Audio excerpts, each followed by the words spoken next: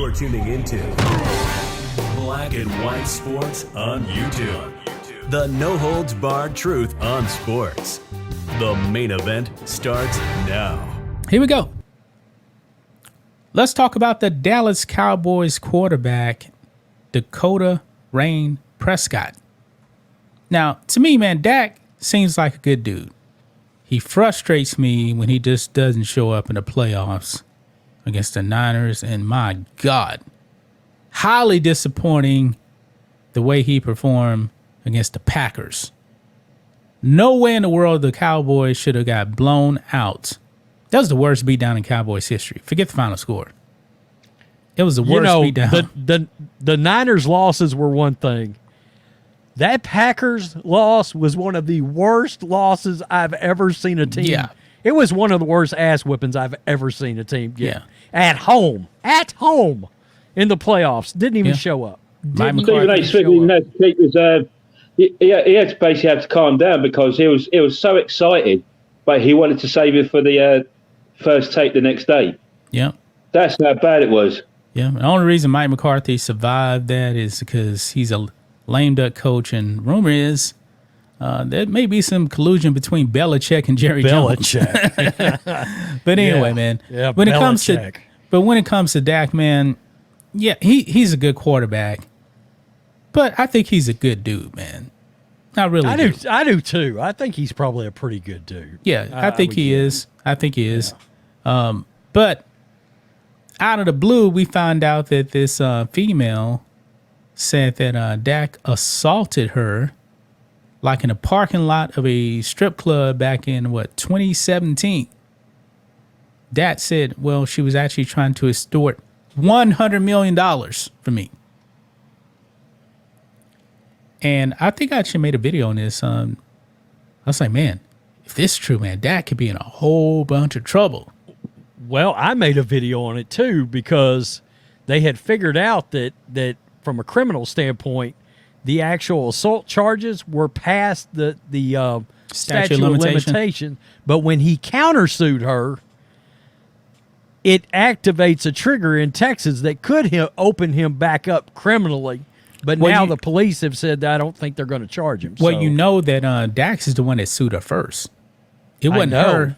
Yeah, so but it could have backfired on him because it triggered something that got rid of the statute of limitation. Yeah, all of a sudden. So that Florio did an article on that and said that could, in theory, backfire if they decide to press actual criminal charges all of a sudden. You know. Well, we got some news here from the police here, the Dallas police. Dakota Rain Prescott is in the clear. There you go. Police, no charges for Cowboys Prescott for alleged 17 assault. Dallas police will not pursue sexual assault charges against Cowboys quarterback Dak Prescott, with a police spokesperson saying Thursday detectives determined there was insufficient evidence an offense was committed. The case stemmed from an alleged incident that occurred in 2017 in which a woman said Prescott assaulted her in the back of an SUV in a strip club parking lot.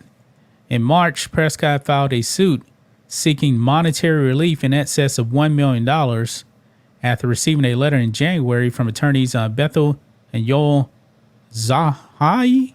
I don't know how you pronounce that. Anyway, on behalf of the woman, stating they would forego pursuing criminal charges along with disclosing this information to the public in exchange for compensating her for the mental anguish she suffered. The woman's damages are valued at the sum of $100 million. That right there should tell you, man, this whole thing was fraudulent. Yep.